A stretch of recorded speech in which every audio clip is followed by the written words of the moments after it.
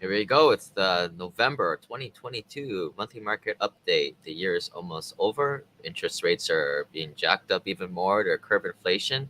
But what are the other stories coming up? Welcome, everybody. This is the monthly market update. Here we go. All right. If you're new to these monthly updates that I do, you guys can check them out at simplepassivecashflow.com/investor letter, where you'll find this and all the other monthly reports. We do this every month. If you guys are new to the group, also check out I think we've got like 100 reviews on this thing thus far. My first book, The Journey to Simple Passive Cash Flow, teaches all about taxes, investing in deals, infinite banking, a lot of the stuff that I didn't realize was very counterintuitive ways of building wealth that we use for a lot of our clients in the family office group and our investor group.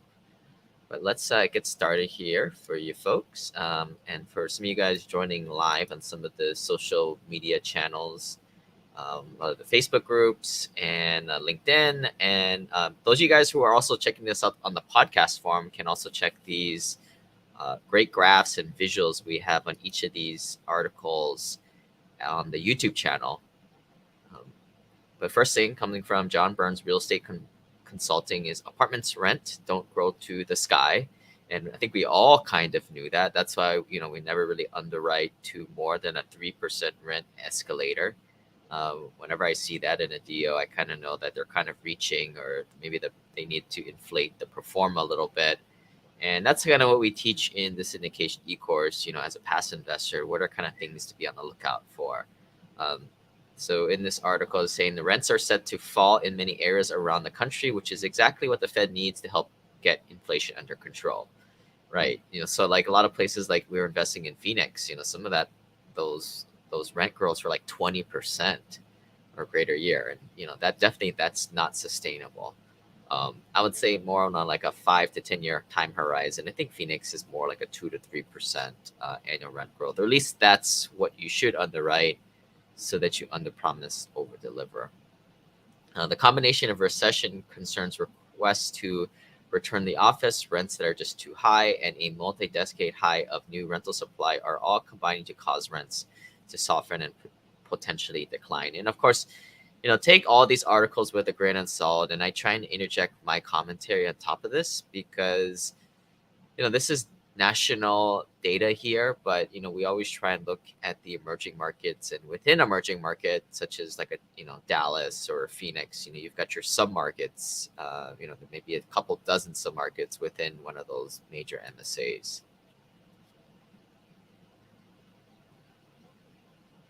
But what led to this great growth? Well, strong job growth, income growth, household formation bolster demand in nearly every market, even with those with elevated levels of supply.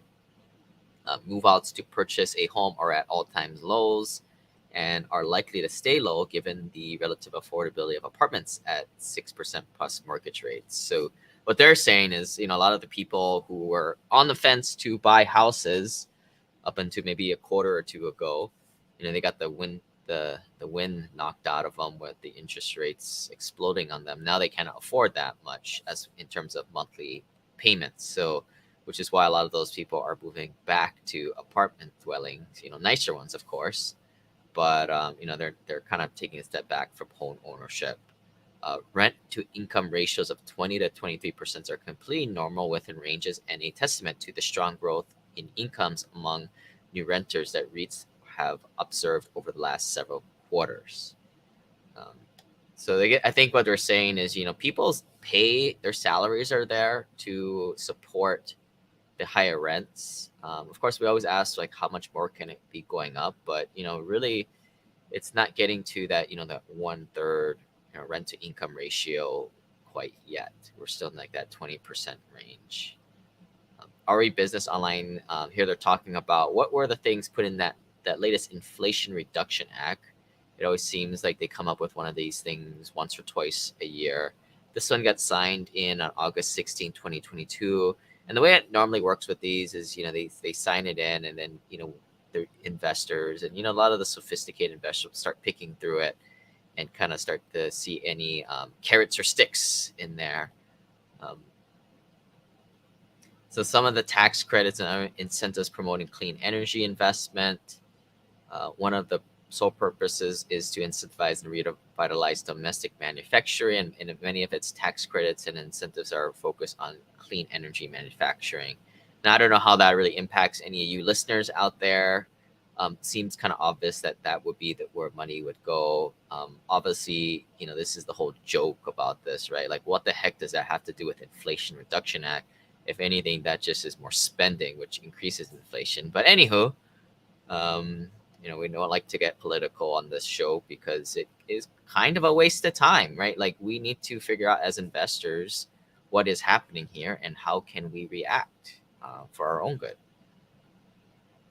Um, so one of the things of this Inflation Reduction Act is the Advanced Energy Project Tax Credit provision. Credits up to 30% of the investment in property used in a qualifying advanced energy project. That one's a kind of a head scratcher on how to really use that one. I'll be honest. One of the significant drawbacks in the Investment Reduction Act is enactment of a corporate minimum book tax. The minimum book tax would be 15% of book income. And lastly, as a condition for being subject to the corporate minimum book tax for a year, the applicable corporation must have an average book income of excess of 1 billion over 3 years prior to the tax year. So it really probably doesn't impact many of our listeners. I don't know if any of you guys make $1 billion. If not, shoot me an email.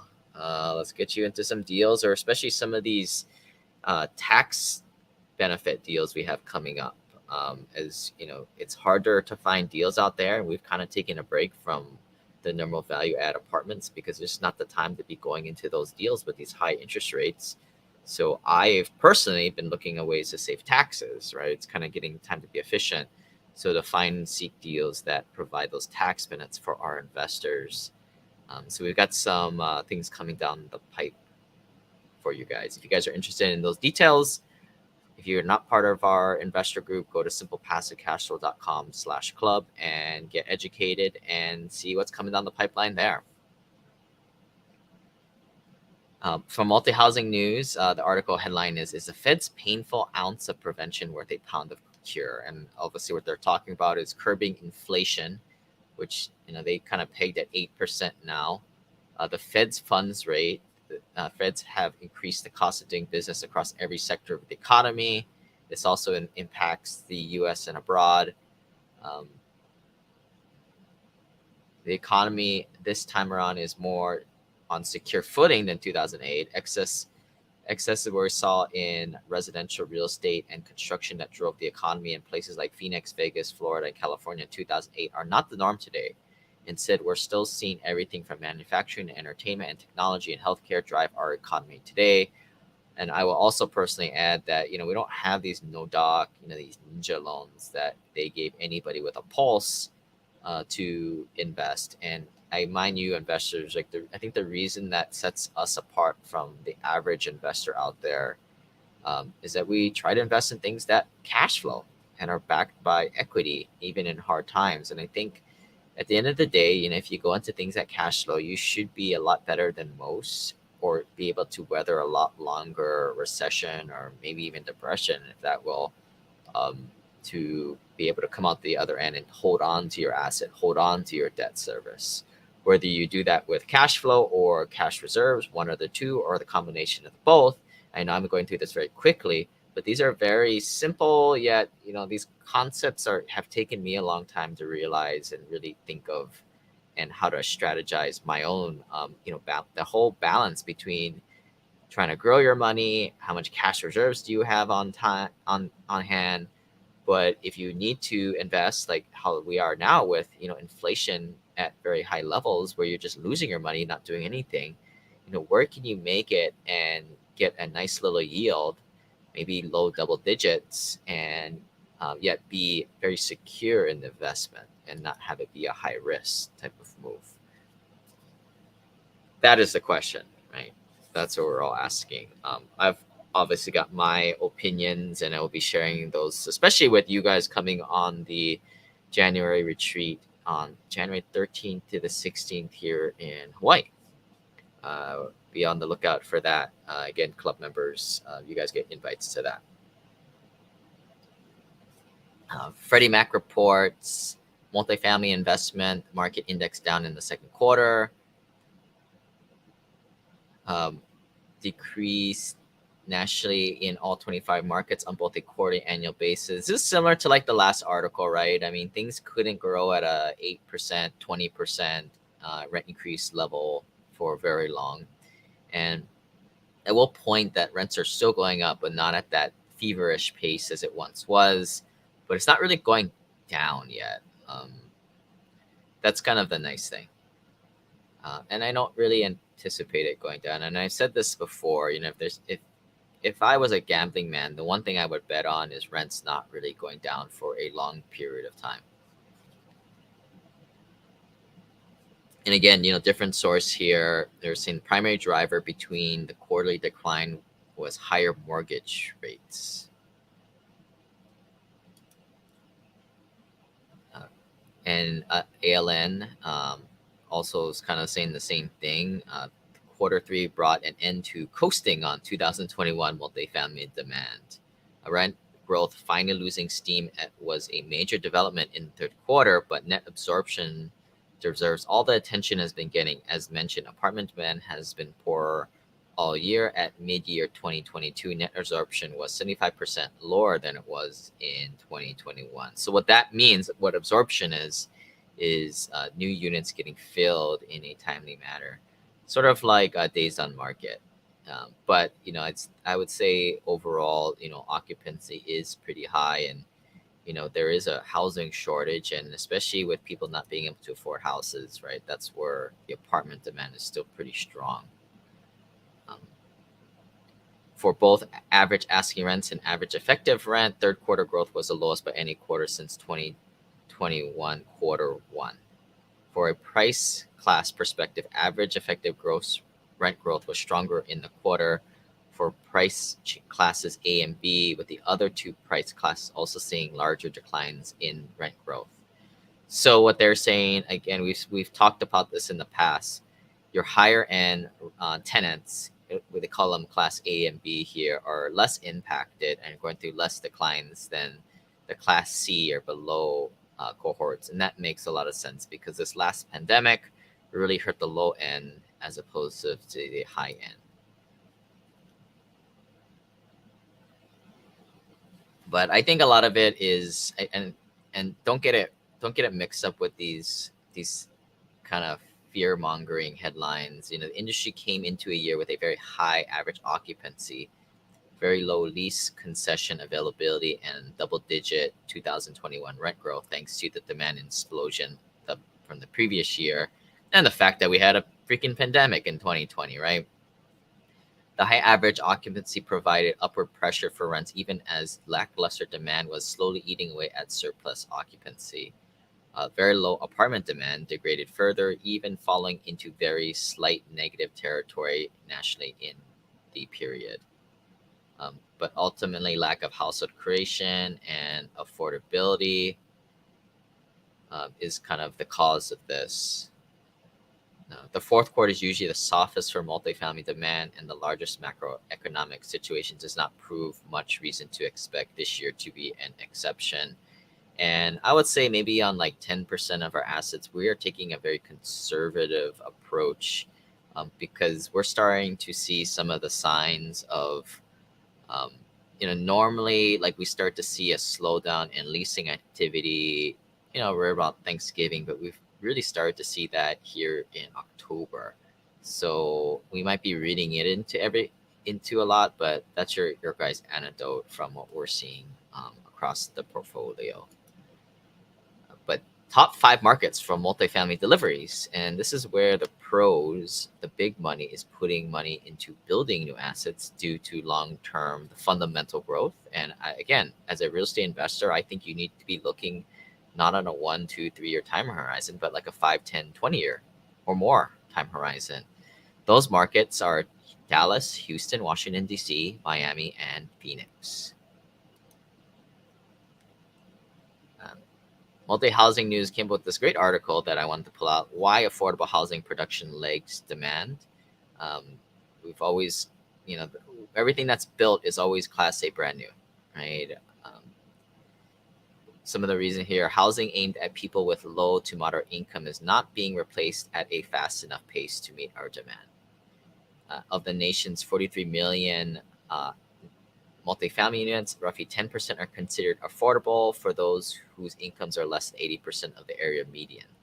So this is what we've called the missing middle, or I would just call it the lower middle class at workforce housing.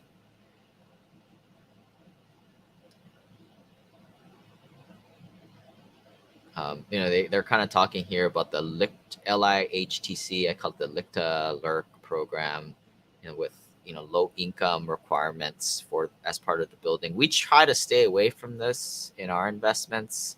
It's just a little bit different type of a business plan. Um, but if you're that kind of investor, knock yourself out, right? You guys, it's your money.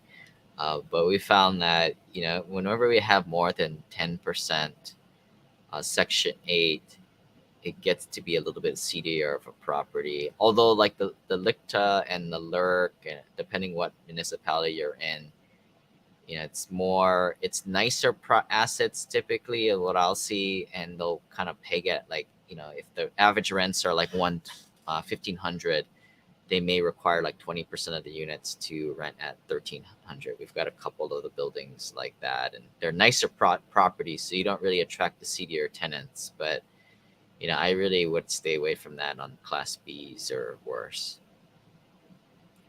They're saying that the missing middle housing is much more problematic. Very low new construction is coming online.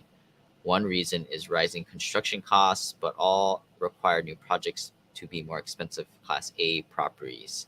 Another factor is regulatory barriers, especially in small markets where there are no clear rules when it comes to zoning issues. I will also add, because we were always looking for land, and we actually just kind of dropped the project in Alabama that we were looking at. Some of the costs were just too high. So there you go. That's a real life example of what they're just kind of talking about with, um, rising construction costs. Adams reports that U.S. foreclosure activity continued to increase quarterly, nearing pre-pandemic levels. Definitely nothing near what it was in 2008. I would probably call it one or less than a tenth of where it was, but it is picking up from the low of 2020. 1% from the previous quarter and up 167% from a year ago. But that number is, this is a great example of fear mongering right here. They're saying it's up 167% from a year ago, but from a year ago, it was pretty much nothing, and it is nothing compared to what I would say, average it is. Foreclosure activity is reflecting other aspects of the economy as unemployment rates continue to be historically low. The mortgage delinquency rates are lower than it was before the COVID-19 outbreak. And this is what the Fed is looking at, or this is a byproduct of unemployment, which is something that the Fed is looking at. The Fed needs to induce a little bit of unemployment. Right now, again, unemployment rates continue to be historically low. So they need to induce more unemployment so that they can get this inflation under control.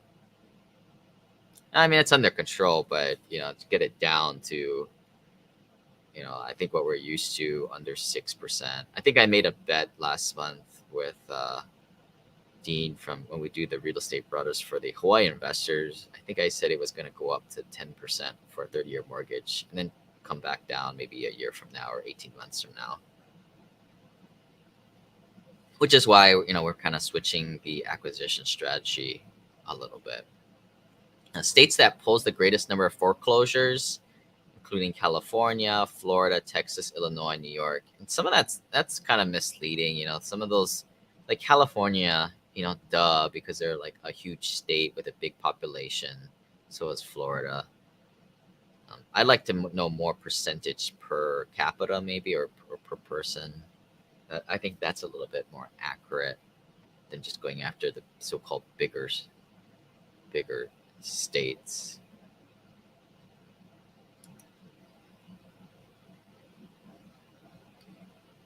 Last fact here. In fact, nearly 3 times more homes were repossessed by lenders in the second quarter of 2019 than in the second quarter of 2022. We believe that this may be an indication that borrowers are leveraging their equity and selling their homes rather than risking the loss of their equity in a foreclosure auction. I would, I would disagree with that comment. I think, like, I mean, right now the foreclosures is really low. I think really all that is that, that's basically just shit happens. I don't know if it's really indicative of what's happening in the economy, but it's just, sometimes people go through troubling times personally, or they get into a car accident, somebody gets hurt, or somebody just loses their job. I think that's just the exceptions coming from, people who just go through tough times in life, and that's always going to be there. Right? They call it the death, despair, destruction, divorce, disaster. That's kind of what like those wholesalers prey on, right? Other people's misfortune, which I don't really think is very ethical. Well, I don't know. I'm not gonna say it's ethical or not, but it's kind of jacked up if you if you think, in my opinion, right? And that's always been ticked me off that these guys will go around. They're here to help people solve their problems and buy people's houses for 50 grand, where they really could just sell it to a realtor for 90. And they say they're doing a good thing. Well, I see it as screwing somebody who isn't the most financially minded or in a distressed situation. That said, we don't have any problem doing it when it's a rich apartment investor who is just a little clumsy with their money, or worse, second generation, third generation wealth person who doesn't know too much about money and is just looking to get paid quick and sell it at a good price. But maybe, I'd say maybe next year, if this all continues and interest rates go up and some of these adjustable rate mortgages, continue to increase the debt service amounts, maybe some of these apartment investor owners might be more distressed sellers ready to sell, at which case might be, we might get involved in some of those acquisitions. A lot of those people, maybe they just don't have adequate cash reserves to weather that storm, or some of our cases, like general partners will put in some of our money, and that's why we are here. Because I think I will agree with Sam Zell here. He says the U.S. economy is softening, not in a recession. He says we're not in a recession yet. We're in a market softening. Inflation Reduction Act passed in August resulted in a lot of spending and is irresponsible. And the title of the act is misleading. It's going to add on the inflation pressure and not decrease it. Yeah, he's probably right. He's probably right there. Real Page, apartments remain hot, but peak rent growth could be in rearview mirror. I would probably agree that these guys are spot on with this. Some of the highest comparison to the 2022 peak in this order: West Palm Beach, Florida; Phoenix, Arizona; Jacksonville, Florida; New York; Fort Lauderdale; Las Vegas; Memphis; Riverside, California; San Francisco, California; Miami, Florida. They're all off anywhere from 6 to 2% off of their previous high.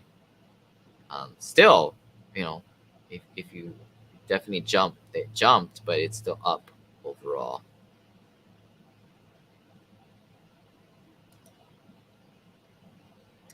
So these are the top cities where housing markets are cooling the fastest. So you don't want to be in these markets, I guess, is what they're saying.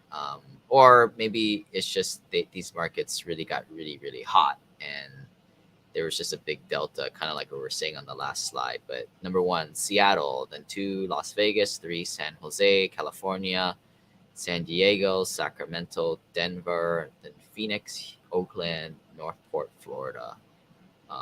I'm a little biased because I invest in Phoenix. I think Phoenix is on here just because Phoenix was like the hottest market in the whole country. So I think that's what's contributing to their big delta. I still think it's a great place to be. But yeah, like Seattle, Las Vegas, San Jose, those things really spiked and cooling down now. And this is more for home sales. Has nothing, not talking about rentals.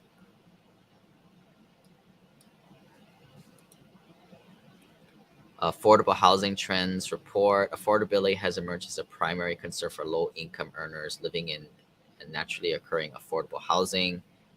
Apartment asking rent peaked at 16.9% between mid 2021 and compared to an increase of 2.3% in the average hourly wages over the same period. So people's pay is not going up as their rent is.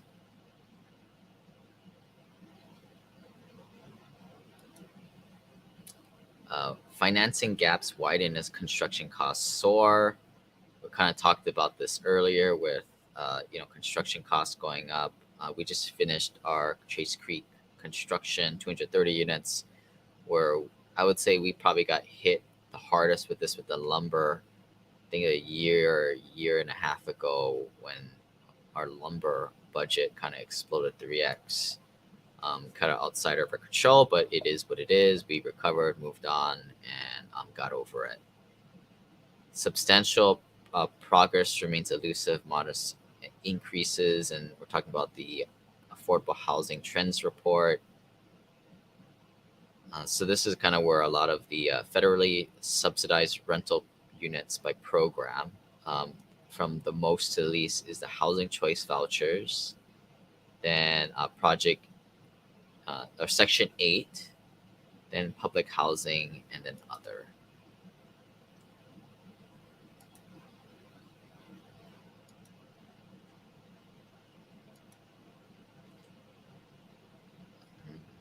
So, Joint Center for Housing Studies of Harvard University reporting leading indicator of remodeling activity. So, as we know, in 2020, the remodeling kind of took a big peak there. And then, maybe because people were stuck at home and their homes were important because that was the only place they could go. But they're saying annual gains in improvement and maintenance expenditures to owner occupied homes are expected to decline sharply by the middle of next year. So maybe this will help lower some of the raw material costs, like the lumber again. How rising mortgage rates are pushing people back into the rental market. We talked about that earlier. Here it is, kind of in a different format.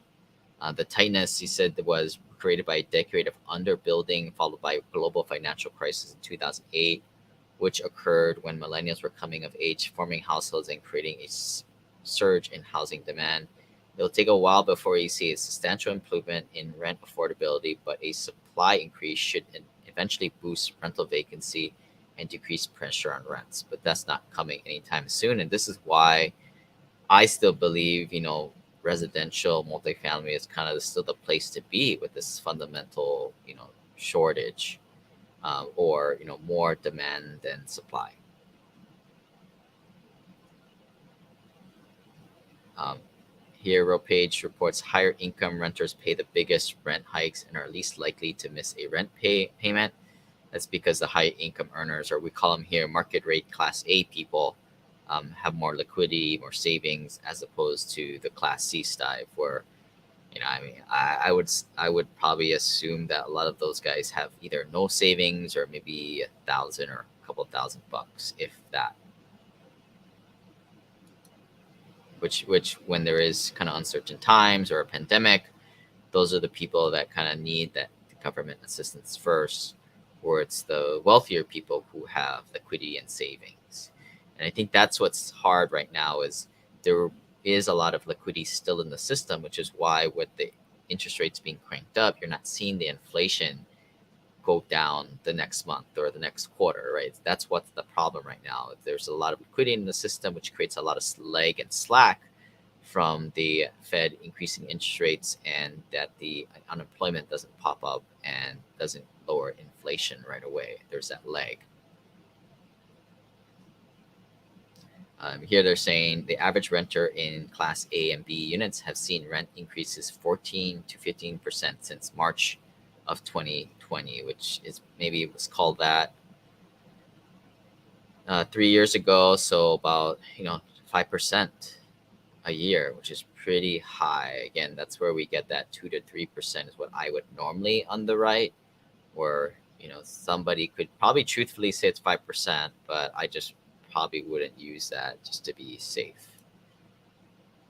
unless you're somebody who likes to just promise the moon and not really want to make excuses when you don't hit your targets later. Um, if you're using the right numbers, then it is what it is, right? Things happen, but I think something can be said for like fudging those numbers, and then when you don't hit them, well, it's like, yeah, obvious.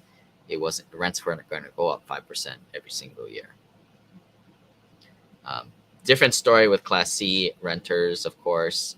These are the more workforce housing folks of average wages lower than $62,000 a year. Their rents probably went up about 10%, so maybe 3% across the board, or 3% per year over the last few years. But that's it. That's the end of this month's report. We will see you guys in December. If you guys haven't joined our club, go to simplepassivecashflow.com/club. We've got the annual retreat in January 13th to the 16th in Honolulu, Hawaii. You guys have to complete the form there and book an onboarding call so we can get to know you, because everybody who comes to our retreat, we've met, we've kind of vetted. We know that they are going to make a great community member there. Not going to be a weirdo in Hawaii. We don't want any weirdos in Hawaii, and it is what it is. We have a private investor group. We don't just let anybody in, and we especially don't let anybody come to the physical in-person events because it reflects badly on me, right? It's like people think that I know these people super well, and a lot of people, well, I would say maybe it was a little bit different during the pandemic, but now that we're out of the pandemic, I would say people who come, I've typically met at least half of the folks out there. But it's always great to associate the face to the name, and it gives you guys the opportunity to ask the real questions that you want, right? I mean, I'll remind you guys, whoever is coming, like, what do you guys need? What can I do to help you? Let's talk to your situation, right? Let's not talk about the weather here in Hawaii. That's boring, right? That's not a good use of our time. Anything I can do to help, and that's what you guys get when you guys come out to Hawaii here in January. So again, join the club, simplepassivecashflow.com/club, and enjoy the Thanksgiving holidays, and we will see you guys in December.